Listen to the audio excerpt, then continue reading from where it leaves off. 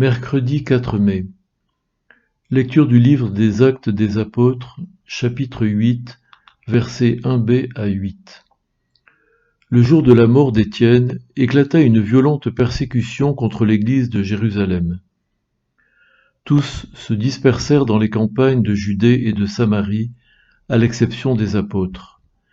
Des hommes religieux ensevelirent Étienne et célébrèrent pour lui un grand deuil.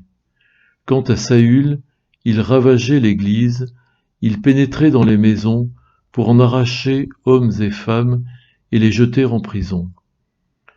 Ceux qui s'étaient dispersés annonçaient la bonne nouvelle de la parole là où il passait. C'est ainsi que Philippe, l'un des 7, arriva dans une ville de Samarie, et là il proclamait le Christ. Les foules, d'un même cœur, s'attachaient à ce que disait Philippe, car elles entendaient parler des signes qu'il accomplissait, ou même les voyaient. Beaucoup de possédés étaient délivrés des esprits impurs, qui sortaient en poussant de grands cris. Beaucoup de paralysés et de boiteux furent guéris, et il y eut dans cette ville une grande joie. Parole du Seigneur, nous rendons grâce à Dieu. Ce que j'aimerais partager avec vous, c'est le fait que lorsque Saül a commencé à persécuter l'Église, juste après la mort de Étienne, les personnes, les peuples qui avaient dû quitter la ville ont commencé à annoncer la parole, la bonne nouvelle partout où ils passaient. Donc, partout où ils passaient, ils annonçaient la bonne nouvelle. Ces peuples-là ne se sont pas lamentés sur ce qui était arrivé.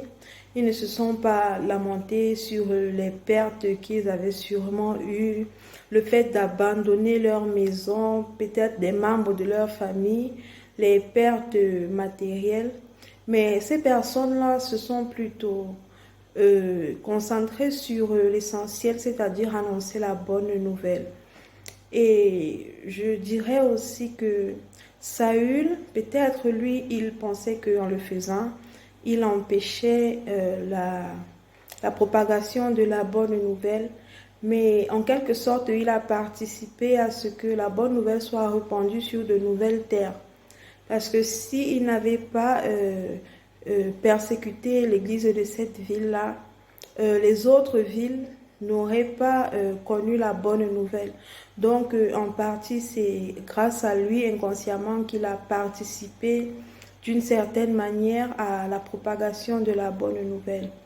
Ce que j'aimerais nous dire, c'est que lorsque nous passons par des moments difficiles, lorsque nous traversons des situations compliquées, nous devons trouver un moyen de glorifier le Seigneur dans ces moments-là.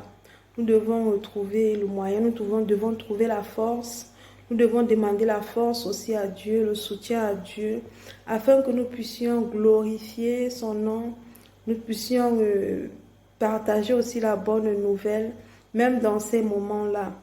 Nous ne devons pas nous lamenter, mais nous devons faire comme ces peuples-là, qui, bien même ils étaient contraints de quitter leur ville, annoncer quand même la bonne nouvelle sans se lamenter, sans se préoccuper de ce qu'ils avaient laissé derrière.